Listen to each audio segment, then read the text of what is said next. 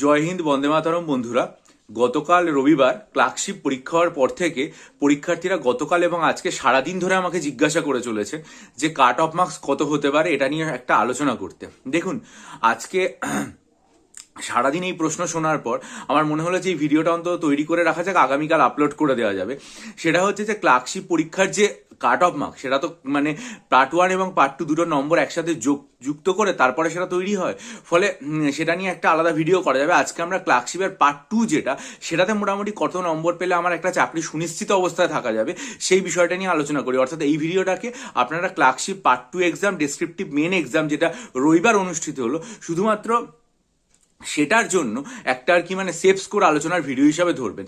দেখুন, সবার প্রথমে আমরা যেটা আসি সেটা হচ্ছে বাংলা যে অনুবাদটা, বাংলা অনুবাদ যেটা দেওয়া হয়েছিল সেটা হচ্ছে আর কি মানে সব থেকে সোজা।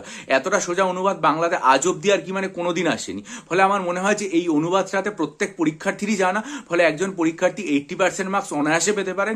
20-র মধ্যে তিনি এই যে বাংলা অনুবাদ, এটাতে 16 পেতেই পারেন। 2 নম্বর আসি বাংলা সারমর্ম বা সারসংক্ষেপ। সারসংক্ষেপটা এত সোজা ছিল যেটা ক্লাস 8 থেকে সবাই পড়ে আসছে, সবাই জানি। অর্থাৎ এটাতে আমরা আশা করতেই পারি যে 15-র মধ্যে একজন পরীক্ষার্থী 12 নম্বর পেতে পারেন। এবারে আমরা এলাম বাংলা প্রতিবেদন। বাংলা প্রতিবেদনটাকে আমি দুটো ভাগে ভাগ করছি। একটা হচ্ছে ফরম্যাটে হচ্ছে 5, আর কন্টেন্ট বা বিষয়বস্তু যেটা, সেটাতে হচ্ছে 10। আমি ধরলাম যে ফরম্যাটে কোনো একজন পরীক্ষার্থীর কিছু গন্ডগোল হয়তো হয়েও থাকতে পারে, সেটার জন্য হয়তো তার 1 নম্বর কাটা গেল। আর বাকি যে কন্টেন্টে, সেটার জন্য হয়তো প্রয়োজনীয় যে তথ্য বা কোনো একটা পরিসংখ্যান বা কোনো কিছু ভুল হয়ে গেল। ফলে এগুলোর ওপর মানে ভুলবৃত্তি যেগুলো রয়েছে সেগুলো বাদ দিয়ে সে টোটাল নম্বর যেটা পেলো সেটা হচ্ছে মানে বাংলা প্রতিবেদনে পেলো হচ্ছে 11।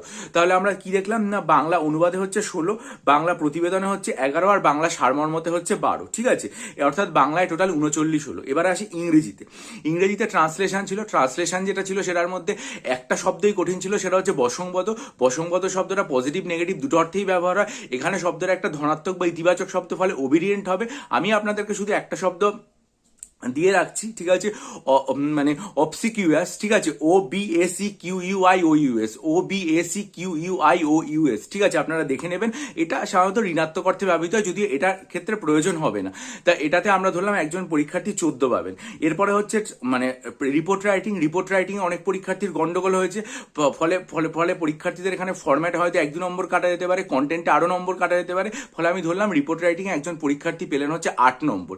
আর প্রেসি রাইটিংটা সবচেয়ে কঠিন ছিল, ফলে প্রেসিতে একজন পরীক্ষার্থী পেলেন 7। তাহলে আপনারা যোগ করে দেখুন, ট্রান্সলেশনে 14, রিপোর্টে 8, আর প্রেসিতে হচ্ছে 7।